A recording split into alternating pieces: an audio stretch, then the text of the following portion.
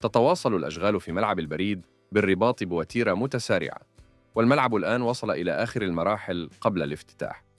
فقد جرى تركيب مكبرات الصوت الحديثة والأضواء الكاشفة عالية الجودة لضمان أفضل رؤية وأحسن أجواء للجماهير. كما انتهت عملية تثبيت المقاعد بالكامل، مع تجهيز المنصة الشرفية بالحواجز الزجاجية والأرضيات والسلالم، إضافة إلى الأرقام واللافتات الإرشادية تسهل حركة الدخول والخروج. أما أرضية الملعب فهي بالفعل على مستوى عالمي، حيث تم اعتماد عشب طبيعي ممتاز من المرتقب تعزيزه بتقنية هايبريد عبر آلات التهجين الخاصة لضمان صلابة وتحمل أكبر خلال المباريات المكثفة.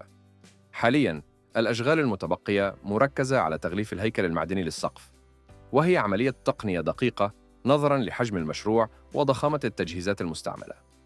الجدير بالذكر أن الشركة المكلفة Société Générale du Travail du Maroc أثبتت كفاءتها العالية بعدما اشتغلت بالتوازي على 3 ملاعب كبرى في نفس الوقت.